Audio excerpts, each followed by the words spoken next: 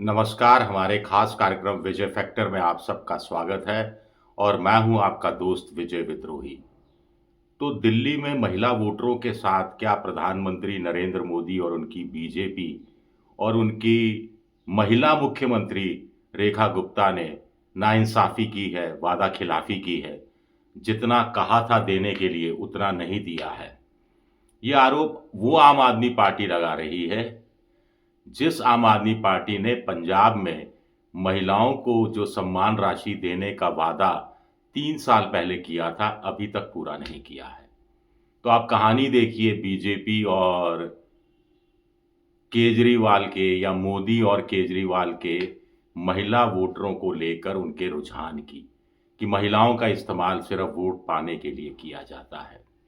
मोदी जी कहते हैं कि 4 जातियाँ हैं जिसमें एक महिला है। केजरीवाल कहते हैं कि महिलाएं आगे नहीं बढ़ेंगी तो बच्चों का भविष्य कैसे संवरेगा।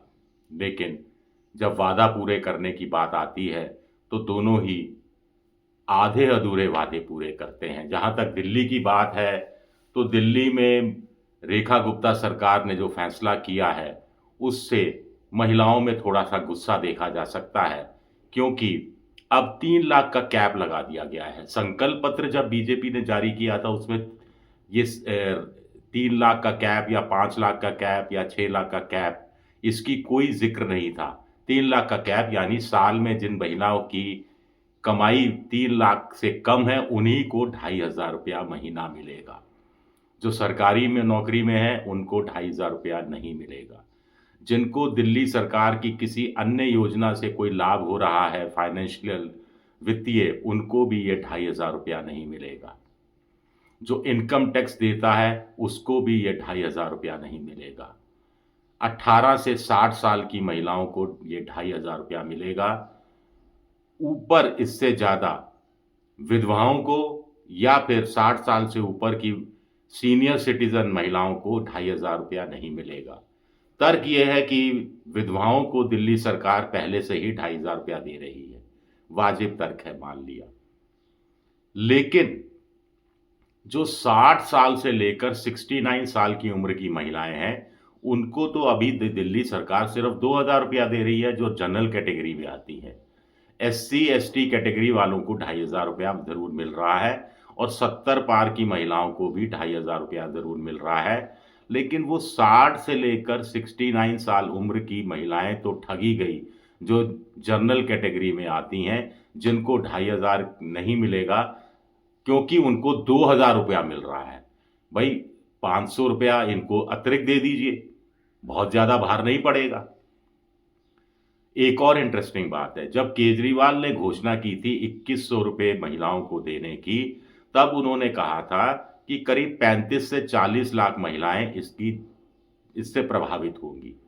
अब बीजेपी सरकार जो 2.5 लाख रुपए दे रही है और जो रेस्ट्रिक्शंस लगाई है, जिस ढंग से कुछ महिलाओं की छटनी की गई है एक वर्ग विशेष की, उसके बाद 15 से 20 लाख महिलाओं को ही ये राशि मिलेगी।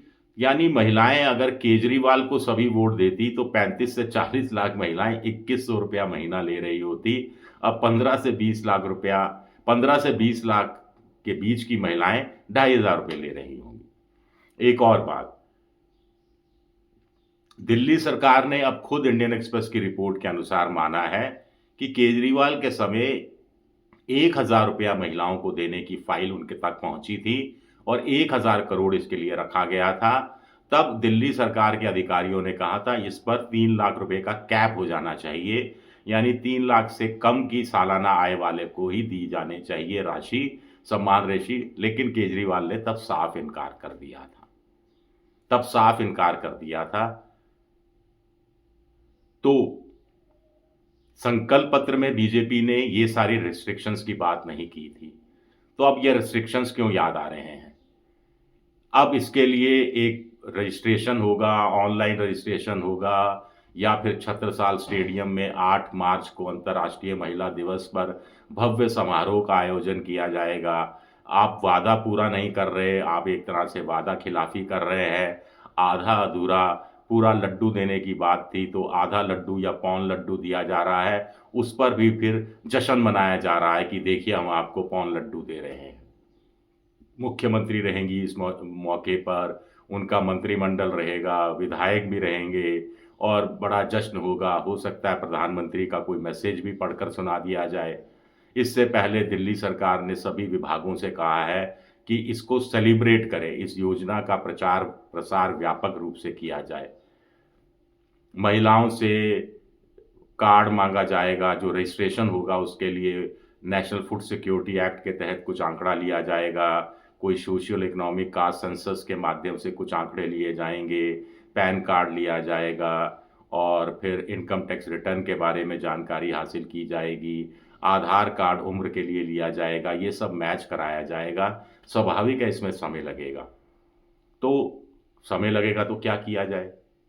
8 मार्च को करना है, वैसे तो मंत्रिमंडल की पहली बैठक में करना था, खैर छोड़ दीजिए उस बात को, नियम बनाने में टाइम लग जाता है। तो 8 मार्च को चुनिंदा महिलाओं को, कुछ महिलाओं को ये पैसा दे दिया जाएगा और उनको इस रूप में जश्न मनाया जाएगा जैसे दिल्ली की सारी महिलाओं को मिल गया। अब एक्चुअल में दिल्ली में 72 लाख रजिस्टर्ड वोटर थी विधानसभा चुनाव के समय। इस 72 लाख रजिस्टर्ड वोटर में से करीब 50% के आसपास महिलाओं ने वोटिंग की थी। इसमें 60 साल से ऊपर की भी महिलाएं थी, ये बात भी अपनी जगह सही है।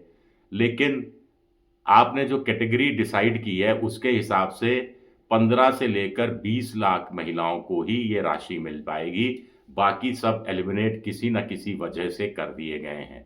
जब एलिमिनेशन करना था तो पहले संकल्प पत्र में साफ साफ कह देना चाहिए था।